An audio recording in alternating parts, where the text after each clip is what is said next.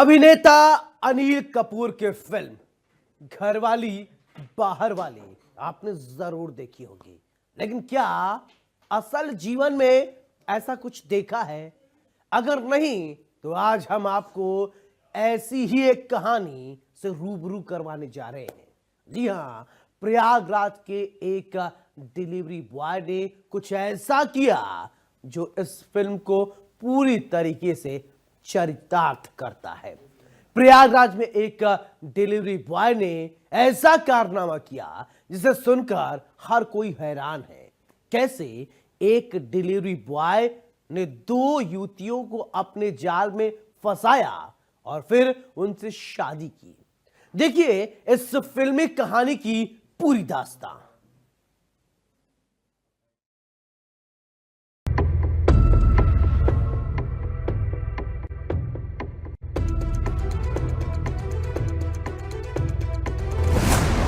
4 दिन में 2 शादियां, एक गांव वाली दूसरी शहर वाली। डिलीवरी बॉय का फिल्मी कारनामा, खुली पोल तो पत्नियों ने सिखाया सबक। अभिनेता अनिल कपूर की फिल्म घरवाली बाहर वाली आपने जरूर देखी होगी, लेकिन क्या असल जीवन में ऐसा कुछ देखा है? अगर नहीं तो आज हम आपको ऐसी एक कहानी से रूबरू करवाने वाले हैं। जी, प्रयागराज के एक डिलीवरी बॉय ने कुछ ऐसा जो इस फिल्म को पूरी तरह से चरितार्थ करता है। प्रयागराज में एक डिलीवरी बॉय ने ऐसा कारनामा किया जिसे सुनकर हर कोई हैरान है। युवक ने घर वाली बाहर वाली फिल्म की कहानी एक बार फिर से दोहरा दी। उसने एक नहीं बल्कि 2 शादियां की। एक पत्नी को शहर में रखा तो वहीं दूसरी को गांव में अपने घर पर रखा। इन 3 नामों को ध्यान से देख लीजिए, राहुल दुबे, खुशबू और शिवांगी। ये पूरी खबर इन तीनों के इर्द गिर्द घूमने वाली है। प्रयागराज के डिलीवरी बॉय रामकृष्ण दुबे उर्फ राहुल दुबे की ये कहानी बिल्कुल फिल्मी है। राहुल अक्सर काम के सिलसिले में बाहर रहता था तो राहुल ने 2 शादियां कर ली। पहली शादी लव मैरिज थी और दूसरी शादी उसने परिवार की रजामंदी से की। घर वाली भी रखा था, एक बाहर वाली भी रखा था। वैसा ही कुछ मामला प्रयागराज में निकल के आया है, जहाँ पे एक राहुल नाम के लड़के ने 2 शादी करती है। माँ 4 दिन के अंदर 2 शादी उसने करी। एक खुशबू नाम की लड़की से की, एक शिवांगी नाम की लड़की से करी। लेकिन कुछ समय बाद जब इन सबको पता चला कि उसने 2 शादी कर ली है। और वही दोनों पत्नियां जो है राहुल के खिलाफ प्रयागराज के सरायनायक थाने में मुकदमा दर्ज करा दिए और उसको पुलिस जो है उसको जेल भेज रही है। तो जानते हैं पूरा क्या मामला है। मगर ये राज ज्यादा दिन छिप न सका। जिस भूचाल को एक न एक दिन राहुल के जीवन में आना था वो आखिरकार आ ही गया। पहली पत्नी खुशबू ने राहुल के मोबाइल पर फोन किया, मगर फोन दूसरी पत्नी शिवांगी ने उठा लिया। शिवांगी ने खुशबू से पूछा, तुम कौन हो? तब जाकर पूरा भांडा फूट गया। खुशबू और शिवांगी हमारे साथ मौजूद है। खुशबू से जानते हैं, खुशबू क्या है पूरा मामला, जरा बताएं। सर, मेरा ये मामला ये है कि मेरे हस्बैंड जी जो है उन्होंने पहले मेरे से शादी किया और मुझे रूम पे किराए के रूम पे रखे और उसके बाद ही दूसरी शादी कर लिए हैं। मुझे पता नहीं था, उसके बावजूद उन्होंने दूसरी शादी किया, अब छुपाते हुए मेरे से। जी सर, पहले उन्होंने। आपकी शादी कब हुई थी? सर, मेरी शादी जिन्होंने पहले मेरे से कोर्ट मैरिज किया है 19 अक्टूबर 2023 को कोर्ट मैरिज किया। उसके जब मैंने अपने पेरेंट्स को बताया तो पेरेंट्स ने इसको बोला कि नहीं, मैं इस चीज को नहीं मानता हूँ। तो इनके घर वालों से राहुल से वो प्रस्ताव रखा कि तुम लोग मंदिर में समाज को दिखाने के लिए मंदिर में करो। तो उसके 1 साल बाद उन्होंने मुझे 30 नवंबर 2024 में इन्होंने मुझे कोल्ला मंदिर में शादी किया। वहाँ पे दोनों के परिवार के उससे। तो उसके बाद एक बच्चा भी हाँ सर, बच्चा भी 25 अक्टूबर को बच्ची हुई है। अब वो एक्सेप्ट करने से मना कर रहा है। तो क्या कह रहा था कि मतलब तुम मेरी बीवी नहीं हो, मेरा बच्चा नहीं है। जब तक उसने मना किया तो हम लोग कार्रवाई करना चालू कर दिए उसके। खुशबू ने बताया कि वो राहुल की पहली पत्नी है, दोनों की एक बच्ची भी है। सबूत के तौर पर खुशबू ने शिवांगी को शादी की तस्वीरें भेजी। इन तस्वीरों को देखकर शिवांगी हैरान रह गई और राहुल की सच्चाई सामने आ गई। अब दोनों पत्नियां धोखे से परेशान हैं। राहुल पर दोनों ने FIR दर्ज करा दी और कानून से न्याय की गुहार लगा रही हैं।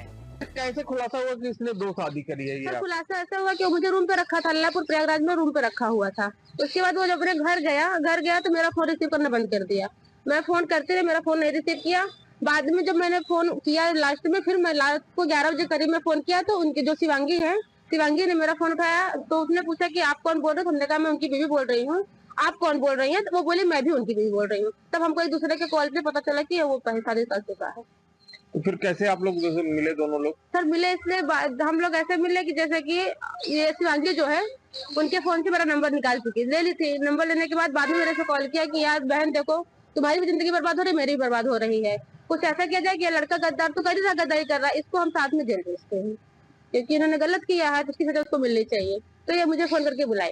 तो अब आप दोनों लोगों ने मुकदमा लिखवा दिया? हाँ सर, हमने मुकदमा लिखवा दिया क्योंकि वो गलत कर रहे हैं सर। हम धोखाधड़ी से पहले जब उनको मेरे से करना तो उससे नहीं करना चाहिए था, या फिर उससे करना तो मेरे से नहीं करना चाहिए था सर ना।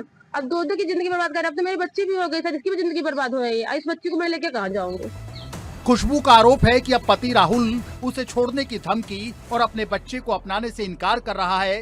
राहुल की नाराज पत्नी ने पुलिस से मदद ली है। दूसरी पत्नी शिवांगी भी पति के धोखा दिए जाने से काफी परेशान है। उसने भी पति की शिकायत थाने में दी है। दोनों पत्नियों ने पति राहुल के खिलाफ मुकदमा दर्ज करा दिया और पुलिस ने दो शादियां करने के आरोपी पति को गिरफ्तार कर जेल की सलाखों के पीछे भेज दिया है। खुशबू का दर्द एक अलग है कि उसके साथ अब एक बच्चा भी है, उसकी भी जिंदगी है। वहीं शिवांगी भी हमारे साथ है। शिवांगी जो उसकी दूसरी बीवी है, उनसे जानते हैं तो आपसे कब शादी किया? 4 दिसंबर 2024 में।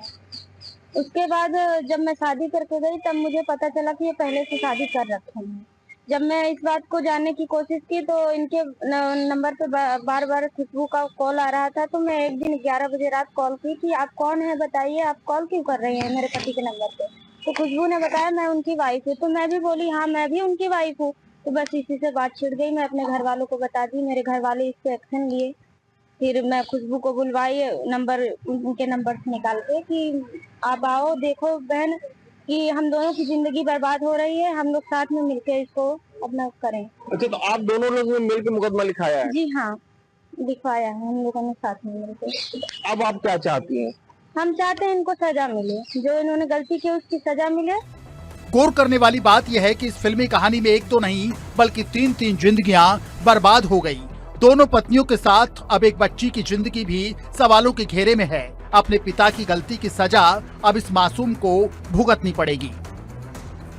अब ये है खुशबू और शिवांगी, इनका दर्द है क्योंकि उनके जो पति है राहुल, उसने धोखे से शादी करी। एक से 30 नवंबर को करी और दूसरे से 4 दिन बाद ही उससे शादी कर ली, दिसंबर में 4 दिसंबर को।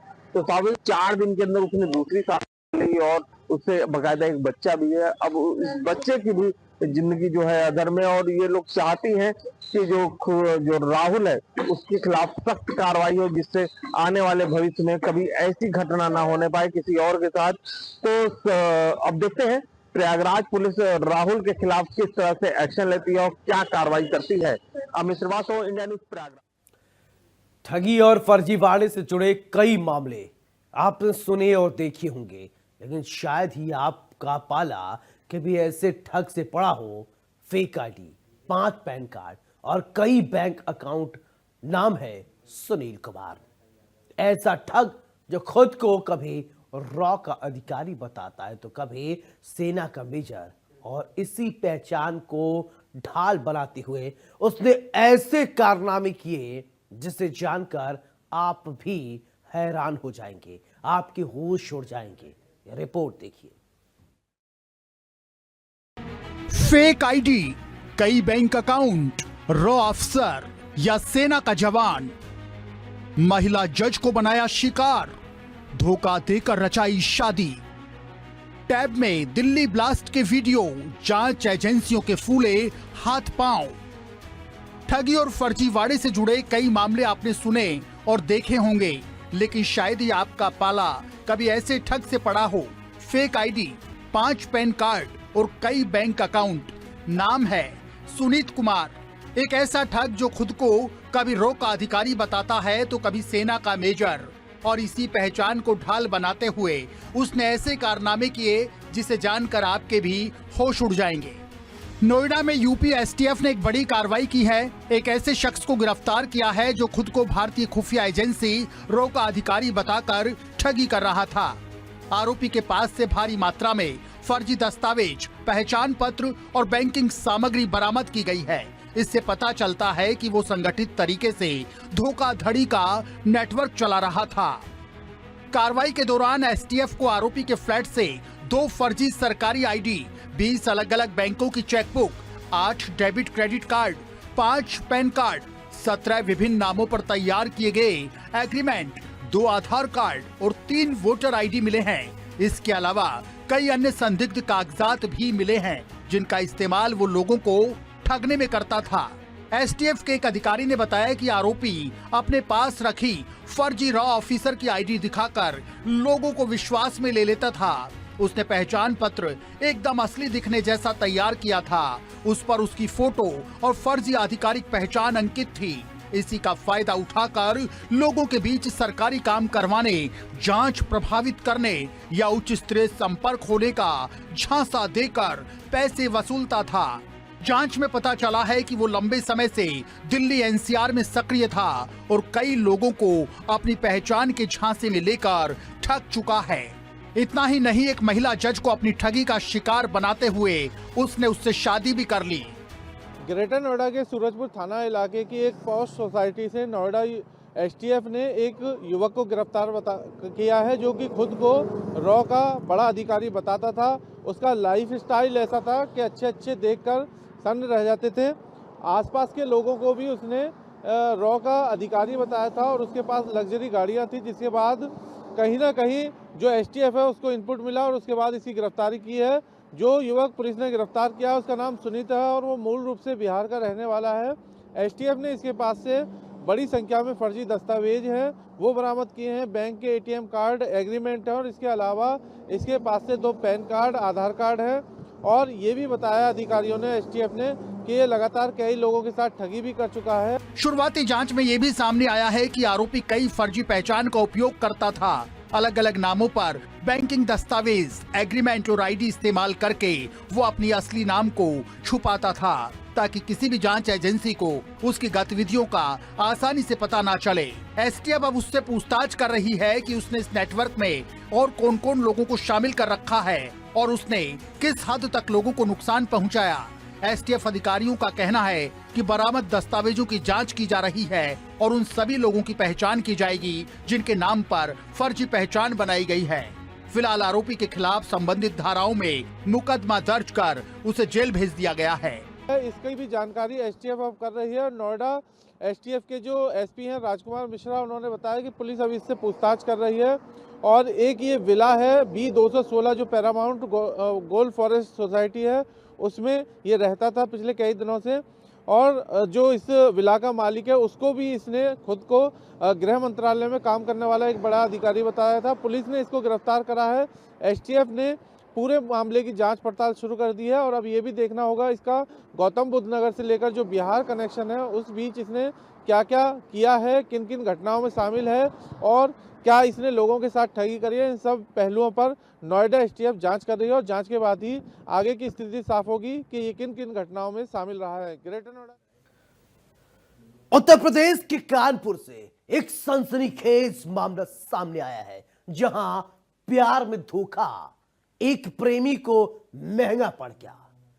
प्रेमिका ने ऐसा सबक सिखाया जिसे देखकर आपके होश उड़ जाएंगे।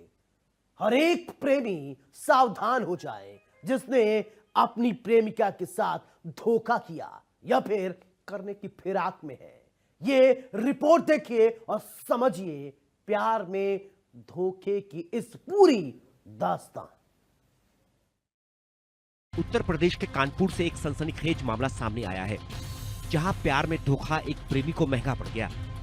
प्रेमिका ने ऐसा सबक सिखाया जिसे देखकर आपके भी होश उड़ जाएंगे और अपनी प्रेमिका के साथ धोखा करने वाले भी सावधान हो जाएंगे। पूरा मामला थाना बिल्लौर क्षेत्र के दरियापुर का है जहां चंपी नाम का युवक क्षेत्र की लड़की के साथ प्रेम संबंधों में लिप्त था। चंपी की प्रेमिका भी भविष्य के कई सपने संजोए थी, लेकिन जब उसको पता चला कि उसका प्रेमी शादीशुदा है और उसको धोखे में रखकर उससे संबंध बनाए हुए हैं तो वो गुस्से में आग बबूला हो गई। प्रेमिका ने अपने प्रेमी चंपी को खूब खरी खोटी सुनाई, लेकिन उसने अपने प्रेमी को धोखेबाजी करने के लिए सबक सिखाने का भी ठान लिया। प्रेमिका को किस करना इस कदर का भारी पड़ा कि प्रेमिका ने दांतों से उसकी ज़बान काट कर 2 टुकड़ों में कर दी और आधा कटा हुआ हिस्सा जो था ज़बान का वो नीचे गिर गया और उसके बाद वो युवक ज़्यादा खून बहने की वजह से बेहोश हो गया। राहगीरों ने उसके परिजनों को खबर करी।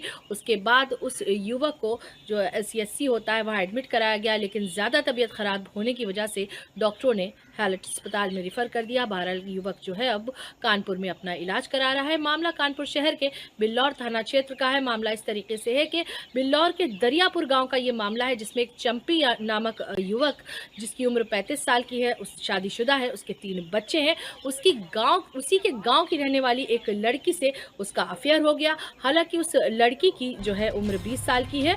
मंगलवार को जब प्रेमी चंपी अपनी प्रेमिका को समझाने मनाने पहुंचा तो प्रेमिका ने झूठा दिखावा करते हुए चंपी को माफ कर दिया और एकांत दिखते हुए उसको किस करने की इच्छा जताई। प्रेमी चंपी अपनी प्रेमिका की मंशा से बेखबर उसको किस करने लगा तो प्रेमिका ने किस करते समय अपने दांतों से प्रेमी की जीभ का एक बड़ा हिस्सा काट कर अलग कर दिया।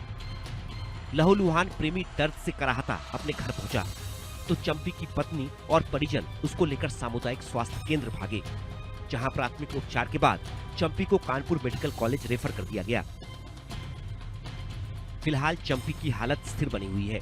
चंपी की पत्नी ने पति की प्रेमिका पर थाना बिल्लौर में मारपीट और जानलेवा हमले में जीभ काटने की शिकायत की। घायल युवक की पत्नी ने बताया कि दोपहर को पति दाढ़ी बनवाने की बात कहकर घर से निकले थे। आरोप है कि पुरानी रंजिश के चलते युवती के भाइयों ने अपने दोस्तों के साथ मिलकर पति की चाकू से जीभ काट ली। इंस्पेक्टर अशोक कुमार सरोज ने बताया कि युवक का गांव की युवती से प्रेम प्रसंग चल रहा था। शादी तय होने के बाद से युवती युवक से नहीं मिल रही थी। सोमवार युवती खेत की तरफ गई थी। इस दौरान युवक भी वहां पहुंच गया और जबरन छेड़छाड़ करने लगा। इस दौरान युवती ने दांतों से जीभ काट ली। अब स्वजन युवती के भाइयों पर झूठा आरोप लगा रहे हैं। वहीं डीसीपी पश्चिम दिनेश त्रिपाठी ने बताया कि महिला की शिकायत के आधार पर मामला दर्ज कर दिया गया है। युवक की हालत अभी स्थिर है, आगे की जांच की जा रही है। जल्द ही आरोपी प्रेमिका को गिरफ्तार किया जाएगा। बिल्लौर थाना अंतर्गत ग्राम दरियापुर में एक युवती का उसी गांव में एक व्यक्ति के साथ जो है पूर्व में संबंध था। कल उस व्यक्ति के द्वारा उस महिला का पीछा किया गया, जिसमें जो है उनके आपस में बीच बचाव हुआ, झगड़ा होने लगा। उस बीच बचाव में उस व्यक्ति की जीभ कट गई है और इस संबंध में महिला के प्रार्थना पत्र पर अभियोग पंजीकृत कराया गया है और आवश्यक विधिक कार्रवाई की जा रही है। इस पूरे घटनाक्रम के बाद हर कोई हैरान है। प्रेमी की कटी जीभ की तस्वीरें डराने वाली है। फिलहाल इस पूरे मामले को लेकर दोनों परिवार की तरफ से आरोप प्रत्यारोप का दौर जारी है। पुलिस लगातार इस मामले की जांच में जुटी है। अब प्यार और धोखे की ये कहानी आगे क्या मोड़ लेती है, ये पुलिस की जांच पड़ताल के बाद ही सामने आ पाएगा। 20 दिसंबर को उसकी शादी है। उसके बाद उस लड़की ने चंपी से मिलना जुलना बंद कर दिया। इसी बीच सोमवार को खेत में उस लड़की को उस युवक ने देखा और दोबारा उससे बातचीत करने की कोशिश करी, उसके साथ इंटीमेट होने की कोशिश करी और इसी इंटीमेट होने के चक्कर में उसने उसको ज़बरदस्ती किस करना चाहा, लेकिन लड़की लगातार विरोध करती रही। जबरन किस करने के विरोध में लड़की ने अपने दांतों से उस युवक की चंपी की ज़बान को काट के फेंक दिया। ज़बान जो है वो युवक की कट कर खेत में गिर गई और युवक लहूलुहान होकर जो है नीचे गिर गया। और लड़की की इस जो ये वाकया है, इससे एक सबक तो मिलता ही है कि लड़की की ना का मतलब ना ही होता है। अगर लड़की ना करे तो इसका मतलब ना ही है, उसके साथ ज़बरदस्ती ना करें, नहीं तो इस तरीके की घटनाएं जो कि अब समाज में आम देखने को मिल रही हैं। कानपुर से इंडिया न्यूज़ के लिए ज़ेबा खान। आतंकी डॉक्टरों का ठिकाना बनी अल फलाह यूनिवर्सिटी को लेकर सनसनीखेज खुलासे हो रहे हैं। अब पैसों के लेन देन और जालसाजी को लेकर ईडी ने यूनिवर्सिटी पर नकेल कसना शुरू कर दिया है। जांच एजेंसियों ने पाया है कि यूनिवर्सिटी में लंबे समय से जानबूझकर गलत जानकारी दी जा रही थी, बड़े पैमाने पर वित्तीय घोटाला कर रही थी। यूनिवर्सिटी के चेयरमैन जावेद अहमद सिद्दीकी को गिरफ्तार कर कोर्ट में पेश किया गया है, जहां से उसे 13 दिन के लिए ईडी की कस्टडी में सौंप दिया गया है। रिपोर्ट देखिए। अल फलाह पर ईडी की गाज, अल फलाह का संस्थापक गिरफ्तार। कैसे फली फूली अल फलाह यूनिवर्सिटी, चेयरमैन की ईडी को कस्टडी। एक ही पैन नंबर से खेला खेल, 7 साल में 415 करोड़ की कमाई का खेल। जमात का चंदा, देश में आतंक का फंडा। कहने को जकात, आतंकी बिसार। दिल्ली में हुए बम ब्लास्ट और फरीदाबाद आतंकी मॉड्यूल को लेकर फरीदाबाद की अल फलाह यूनिवर्सिटी पर शिकंजा कसता जा रहा है। अब अवैध कमाई को लेकर अल फलाह ईडी की रडार पर है। ईडी की छापेमारी के दौरान 45 करोड़ रुपए जब्त किए गए हैं, तो संस्थापक जावेद को रिमांड में लेकर पूछताछ की जा रही है। पूछताछ में यूनिवर्सिटी को लेकर कई चौंकाने वाले खुलासे हुए हैं। दिल्ली पुलिस की क्राइम ब्रांच ने अल फलाह ग्रुप के खिलाफ 2 एफआईआर दर्ज की थी। इसके बाद अल फलाह के मेन कैंपस के अलावा इससे जुड़े 25 ठिकानों पर ईडी ने छापेमारी की। ईडी ने अल फलाह को लेकर खुलासा करते हुए बताया कि अल फलाह ने यूजीसी मान्यता और एनएएसी रेटिंग को लेकर झूठे दावे किए, जबकि संस्थान ने फंडिंग के जरिए 2018 से लेकर 2025 के बीच 415.10 करोड़ की कमाई की है, जिसे ईडी प्रोसीड्स ऑफ क्राइम मान रही है। लेकिन ये पैसा कहां गया, यूनिवर्सिटी के अलावा किन कामों में इस्तेमाल किया गया, इसकी जानकारी नहीं मिल सकी है। जांच एजेंसी का कहना है कि जावेद के पास और भी दागी संपत्ति या रकम हो सकती है, जिसका पता लगाया जाना बाकी है। यानी 415 करोड़ तो सिर्फ शुरुआती आंकड़ा है। जांच आगे बढ़ने पर और भी बड़ी रकम और संपत्तियों का खुलासा हो सकता है। जांच एजेंसियों ने साल 2014-15 से लेकर 2024-25 तक के इनकम टैक्स रिटर्न खंगाले और ट्रस्ट ने 2014-15 और 2015-16 में 30.89 करोड़ और 29.48 करोड़ रुपए की कमाई दान दिखाई है। 2016-17 से आगे कमाई को शैक्षणिक आय दिखाना शुरू किया गया। 2018-19 से लेकर 2024-25 तक आय में बड़ा इजाफा दिखाया गया। शैक्षणिक फीस और अन्य शुल्कों के नाम पर हर साल भारी रकम दिखाई गई है। आतंकी डॉक्टरों का ठिकाना बनी अल फलाह यूनिवर्सिटी से जुड़ी तमाम शेल कंपनियां भी मिली हैं। ये कंपनियां एक ही पते पर रजिस्टर्ड हैं। वहीं वित्तीय जांच में अल फलाह ट्रस्ट और इसरो से जुड़ी यूनिवर्सिटी, इंजीनियरिंग कॉलेज और दूसरे संस्थानों में हाई लेवल गड़बड़ियों का खुलासा हुआ है। जांच में सामने आया कि सभी संस्थानों के बैंक खाते और आईटीआर एक ही पैन नंबर पर चलते हैं, जिससे साफ है कि पैसे और लेन देन का लेखा जोखा एक ही ट्रस्ट के हाथ में है। वहीं ट्रस्ट ने करोड़ों रुपए अपने परिवार की कंपनियों में घुमाए। इतना ही नहीं, अल फलाह से जुड़े संस्थानों के निर्माण और कैटरिंग के कॉन्ट्रैक्ट भी ट्रस्ट ने अपनी पत्नी और बच्चों की कंपनियों को दिए। ईडी समेत कई जांच एजेंसियों का ये भी कहना है कि ट्रस्ट मुख्य रूप से कॉलेज और यूनिवर्सिटी चलाता है, लेकिन कई सालों तक संस्थान बिना मान्यता के चलता रहा, लेकिन छात्रों से पूरी फीस वसूली गई। यानी धोखाधड़ी और जालसाजी करते हुए अल फलाह यूनिवर्सिटी ने गलत मान्यता दिखाकर छात्रों को एडमिशन दिया, फर्जी दस्तावेज तैयार किए और इन सब के आधार पर अवैध कमाई की। बता दें कि दिल्ली धमाके के आरोपियों समेत कुछ संदिग्ध फरीदाबाद की अल फलाह यूनिवर्सिटी से जुड़े हुए हैं। दिल्ली ब्लास्ट के मुख्य आरोपी डॉक्टर उमर समेत कुछ संदिग्ध अल फलाह यूनिवर्सिटी में काम करते थे, जिसके बाद अल फलाह को लेकर लगातार नई जानकारियां सामने आ रही हैं। अल फलाह का फर्जीवाड़ा सामने आने के बाद सैकड़ों हजारों छात्रों का करियर खतरे में पड़ गया है।